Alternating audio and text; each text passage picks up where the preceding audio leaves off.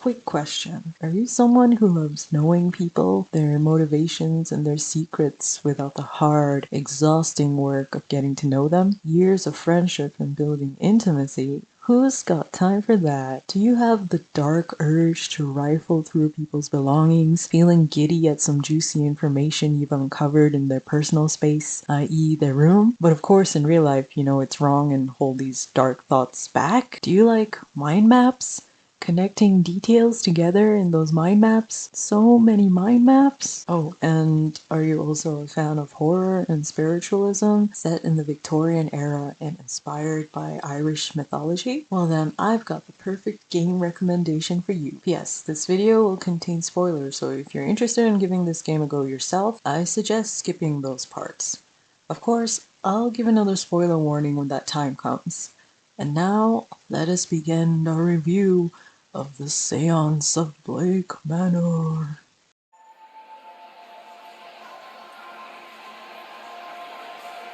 Mr. Ward!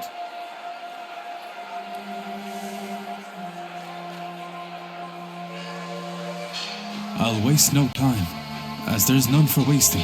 I write from Blake Manor in Connemara. Yesterday a guest went missing. A young woman named Evelyn Dean.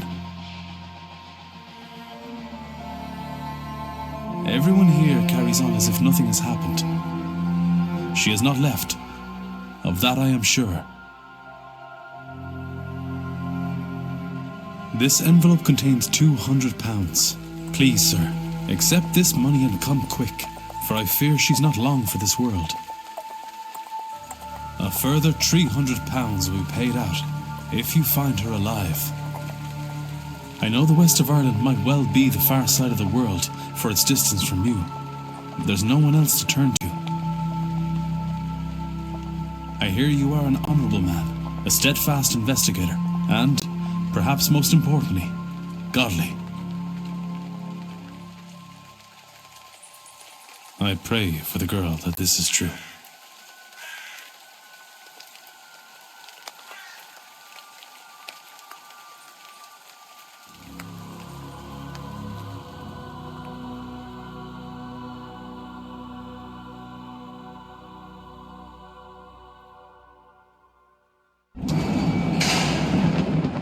After arriving at the manor, we immediately find out that Declan knows the missing woman's dad. Perhaps that's why he was invited to investigate. Or maybe it's just a coincidence? Whatever the case, walking towards the fountain, we find a strange woman who seems to be washing something. Of course, she disappears before we could get any answers. How ominous, but important. Psst, it is important. Walking into the building, we discover that this manor is going to host a seance in a couple days. But not just any seance, a grand one. The biggest and most legit one anyone has ever seen. Ringing the bell, we call the hotel staff to the counter. Mr. Varley tells us their telegram machine is broken, so they weren't expecting us. Luckily, they still have a couple empty rooms. Mr. Varley also tells us to sign the guest book, and this is where our first snooping task begins. We study the book and make note of Evelyn Dean's signature and when she signed in. Through the guest book, we also know who else is staying at the manor and note that 2 guests, Father Sinnott and an ex, arrived after Evelyn's disappearance. That means we can likely already rule 2 people out. We tell Varley that we were looking for a Miss Dean, but sadly he says she left early on her own accord. Mr. Varley then gives us a time limit, stating that our room will be ready close to midnight. That means we still have time to look around before turning in for the day. So because we want to get into the manager's room without Varley stopping us, we decide to fix the telegram machine so he can use it to send out important messages. Fixing the machine is just as simple removing the old components and replacing them with new ones so that they give out 6 volts. I don't know why he couldn't fix this himself, but hey, better for us.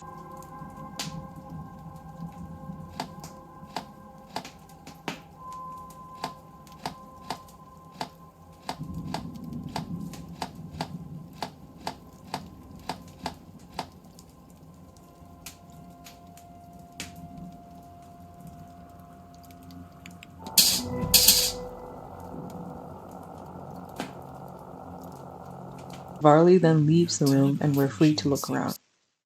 Is that so? Mr. Hunter must have slipped in unnoticed and fixed it. Then you'll have to excuse me. I have messages to send ahead of tomorrow. You shouldn't be waiting much longer for your room, I assure you. It will be ready by midnight at the latest. Oh, I guess I should have mentioned this before, but this game has a time element to it. So, examining things or discussing things with other characters usually shaves off 1 minute per option. So, you're meant to only look or discuss things you think might be important. And I kind of like this feature because I always firmly believe that a mark of intelligent investigation skills is being able to focus on what's important and disregard details that aren't relevant. More on this later. Snooping around the manager's room, we find a mysterious safe, some complaint letters, and most importantly, a parting letter from Evelyn Dean.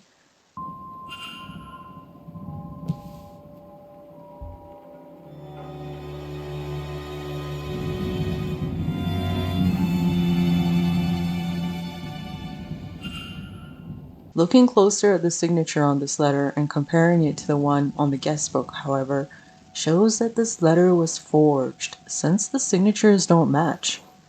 Who could be trying to cover up her disappearance?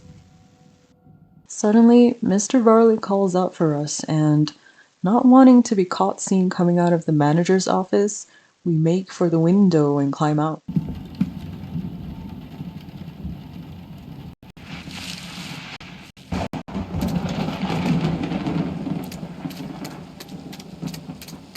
Casually walking back into the manor. Yes, I was just outside getting some fresh air, Mr. Varley, sir. What about the rain, you say? Well, it's not like I'm made of sugar. Room is ready.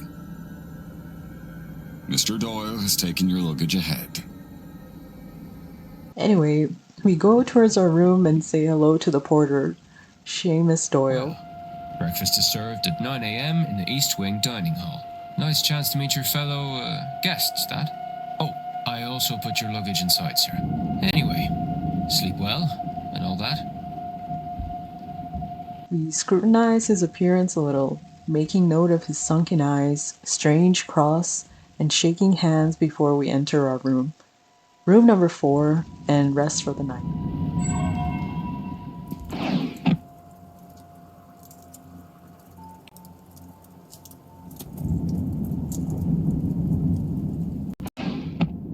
Now, if you thought we were gonna get a good night's rest in this spooky manor, you're sorely mistaken, friend. We end up in a strange dream filled with tall red hallways. Going through them a couple times, we eventually see a strange sigil, which we have to draw in order to proceed. Drawing sigils is a mechanic that you'll see more in this game, each with a different meaning and sometimes very different outcomes.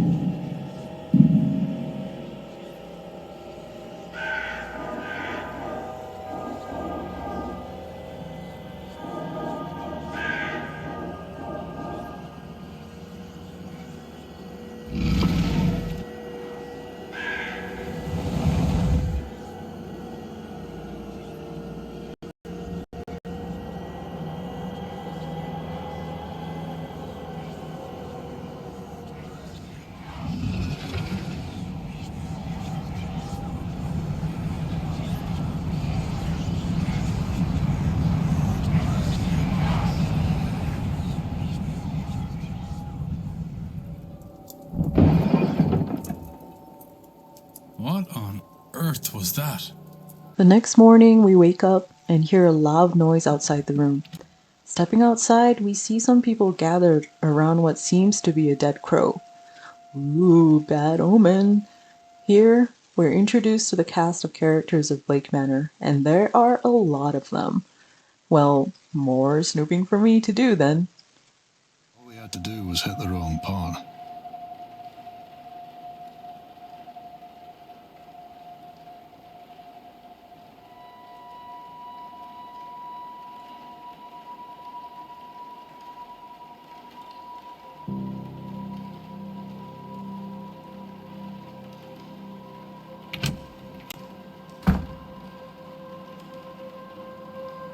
What is happening here, Mrs. Joyce? Myself and the Marquess were in a meeting with Miss Mantovani. Oh, sirs, it were a crow. Poor thing was dead on impact. But don't you worry, we'll get this cleaned up in no time.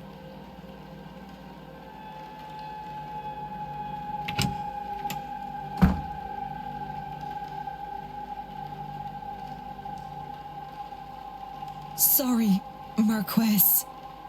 Miss Murphy? I was just coming to get you for young Master Walter. He won't eat alone. The food will go cold for long. Well, then I shouldn't keep Walter waiting any longer. Come, I shall leave the rest of you to it, and trust everyone to have a good day.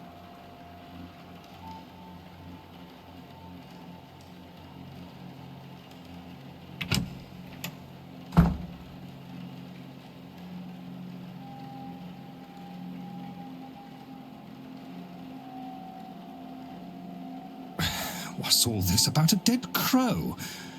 Would that be a bad omen for anyone travelling today, yes? Please, Mr. Coventry. Oh, Finn's being here is bad enough omen. Wait. Some decorum, please.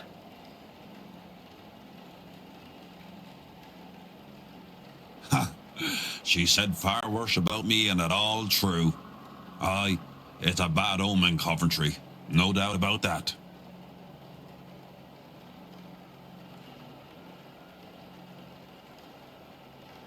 A bad omen? And it didn't show up in your cards, Mrs. Erickson. Oh, my. Show some respect. Mr. Dupre, can't you keep your woman in line? Or is your dynamic the other way around? Mrs. Darcy is not my woman, Mr. Scarrett, nor am I her man. We are people and belong only to ourselves. Actually, the cards are more of a tool, a guide. They reflect... Is there a need to prove yourself, Mrs. Erickson? Huh?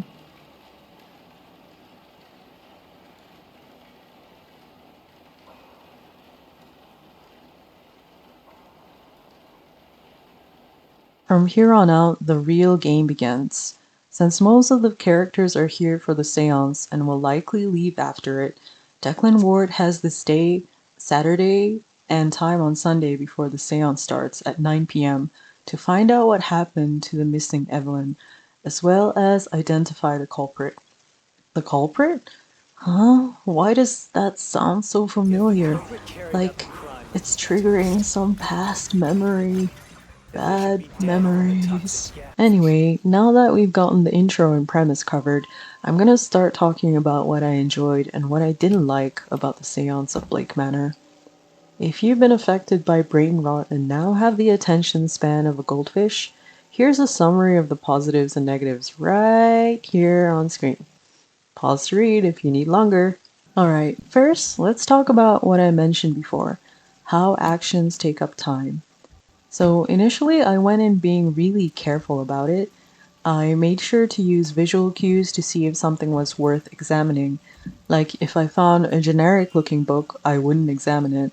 But if I saw a book with a strange symbol I had never seen before, or if I was in a person's room and I found what looks to be a journal, I would. Coupled with the fact that every NPC had a schedule they followed, as in at a certain hour they would move locations, sometimes being in their room and sometimes vacating it. I felt immersed in thinking that, oh, I better rummage through their things before they come back. NPCs moving around did mean that it was sometimes annoying to find them again during a new hour.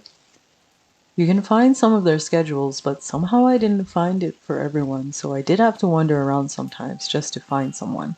Okay, going back to the time element, Declan has to talk to the characters too sometimes to discuss evidence and uncover additional clues.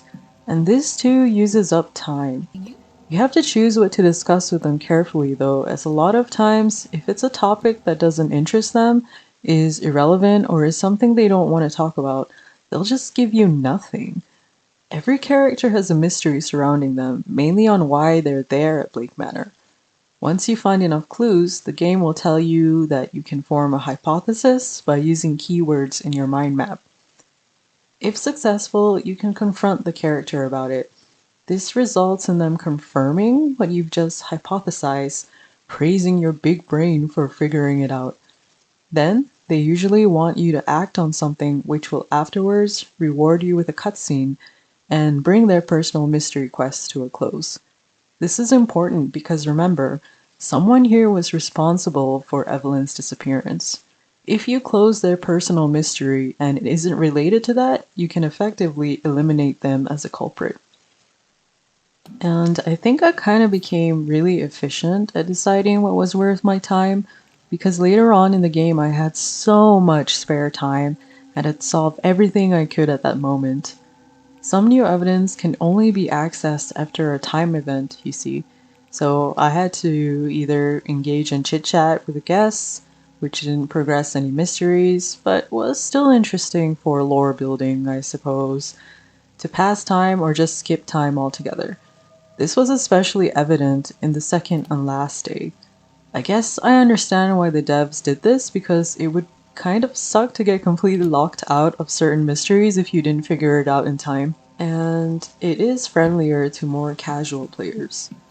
But a part of me kind of wishes for some punishment for incorrectly prioritizing information, and the fact that you can get good or bad endings for the guests depending on if you manage to solve their mysteries in time makes it feel like time really should have been an important element of the game.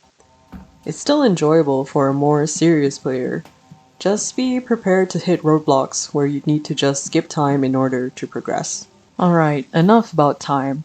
What about the other mechanics that make a good detective style game? Puzzles. I'll split them into two categories. The first is drawing sigils. Like you saw me do in the intro, throughout the game you'll come upon strange sigils, each with their own meaning and function. You basically have to draw all the lines without lifting your mouse. Later on, the symbols get more complicated, but they're doable. The second type of puzzle usually involves a safe lock, numerical lock, or pattern lock to open up a very real and non-magical, well, lockbox. These are pretty easy. Usually Declan just needs to do a bit of searching, and he'll find something that outright states what the code is. The only other puzzle that I felt sort of stood out from the rest was one time where you find a treasure map note thingy and you have to figure out where the start location was. Overall, the puzzle elements themselves were pretty basic, but that's not where the Seance of Blake Manor's strength lies. The setting, the premise, and intrigue revolving the characters are really where it shines. You see, in this world, magic is real, ghosts are real, gods are real. Well, the Celtic gods at least.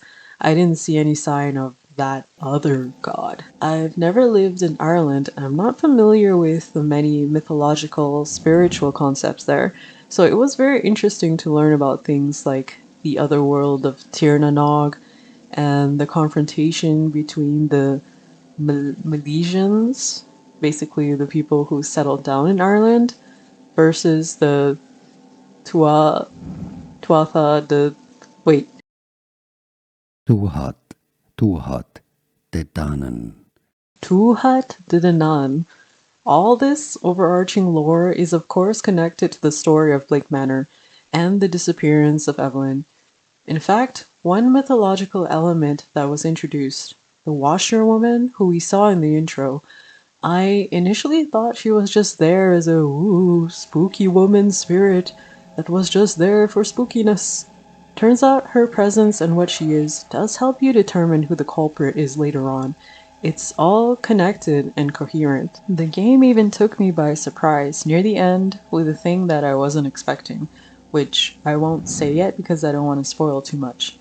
Basically, there was enough mystery to get me playing Blake Manor without stopping, neglecting all my basic food and drink needs. Oh, did I mention the rummaging? Man, I love going through people's things. That was a joke if it wasn't clear. Okay, now that I've talked about the nitty gritty of the mechanics and setting, etc., let's get to the end of the Seance of Blake Manor together, shall we? Stop here if you don't want to be spoiled. I'm warning you, last chance. Arriving at the seance on the final day, depending on whose quest you've solved, you'll see everyone or a few people standing in the ritual circle. At the center is Madame Mantovani, the one conducting the seance. She chants something which I assume is in Italian, gets struck by lightning, and expires. To come forth, be witnessed by us, be heard by us. Age posco, nego te recusare.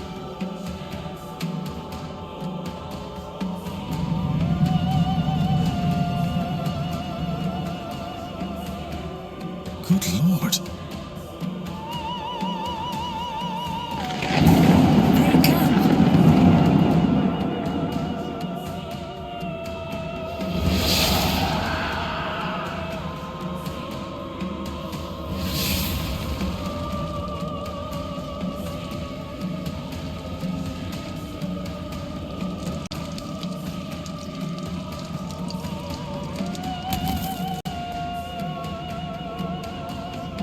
If you weren't a horrible detective and found the thing you needed to survive, Declan doesn't die from the seance and is free to pursue the culprit to the entrance of their secret hideout. In front of the entrance, a statue speaks, imploring us to state our name. That's when the game prompts us to choose a culprit, which, if you've been paying attention at all, you'd know who it is without a shadow of a doubt.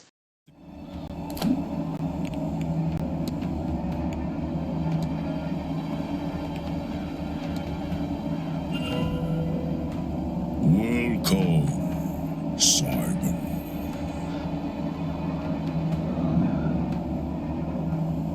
Finally, entering the secret lair, we can once again go through the culprit's personal belongings, looking for clues as to determine their motivation behind all this.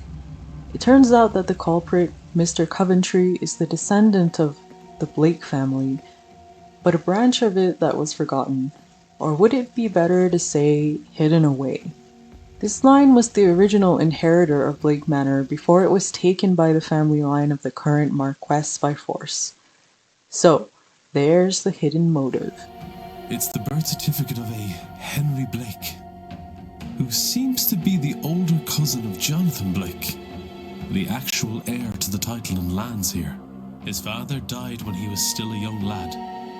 Rather than pass the title and lands to Henry, an attempt was made on his life by Jonathan Blake's father. Henry's mother took him and fled. She died soon after, leaving him alone in the world. All he had were his father's notes, the notes that resulted in his death. Among them, the sigil. He spent much of his life studying the occult to make sense of the sigil, and eventually much older he returned to the manor. Armed with the understanding of the ground's secrets, he had adopted the identity of Simon Coventry, a man who had also recently lost his wife. Over this he bonded with the Marquess, and used that to gain the access he needed to search the grounds. He found the chamber his father had died opening, and was able to get inside. We also find out that there are 3 descendants of Milesians here at the seance. Evelyn Dean, a Druid guy, and the last one being the Marquess himself. So Coventry kidnapped both Evelyn and Druid Man and tricked the Marquess to come to his ritual. Why? Because underneath the manor is a trapped old god, and along with the blood of 3 Milesian descendants, the portal to Tir na Nog can be opened. or closed. But in the case of Coventry, he used the seance as part of a bigger ritual to, get this, restore his youth and become the heir to the manor. Okay. So you might be confused. Let me explain something here. From the very beginning, we're made to understand that the manor has two Blake family members, the Marquess and his son Walter Blake. You see him in paintings everywhere, and the staff talk about the boy fondly. But you never see him because he was involved in a carriage accident and crippled. In the accident, the boy also lost his mother. So I'm like, okay, poor boy. Understandable that he doesn't want to appear in front of some random hotel guests obsessed with seances and the supernatural. But it turns out that Walter Blake is Coventry's creation. He isn't real. Through influencing the trapped god's dreams, Coventry was able to implant the delusion that Walter exists because the god shares dreams with people around him, or something like that, which is why Declan had weird dreams the first night he slept here. Coventry also used the dreams to sort of make people want to attend the seance to fuel his ritual. The longer the people stay at the manor, the stronger the illusion. So it's the Marquess and the staff who are truly knee-deep in the fakery. In conclusion, Coventry wanted to kill the Marquess and then just assume the role of Walter Blake as the sole inheritor of Blake Manor, and carry on living as a rich, magically powerful boy.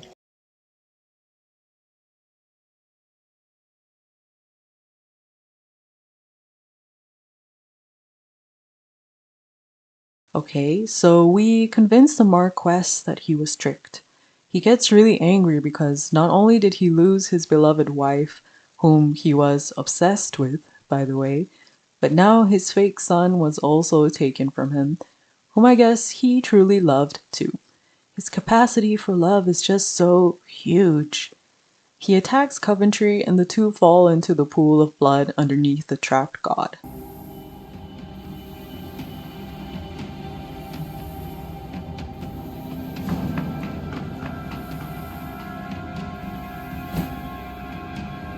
Get off me, you fool! How could you do this to me? You gave me hope. You gave me a son, only to take them from me? Some lucidity, is it? I am only doing to you what your grandfather did to me. I should have been the Marquess of Doon, and I will be. Esliom, Jonathan. You will be nothing!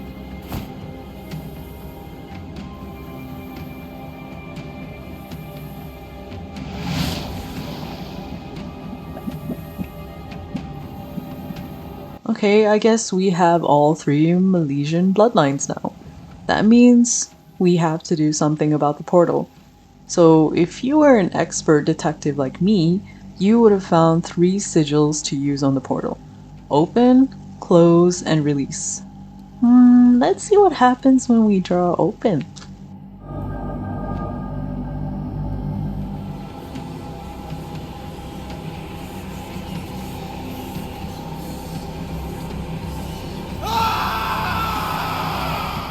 Well, I guess that was the bad ending. Okay, fine. Since release was the hardest sigil to find, that's probably the good ending.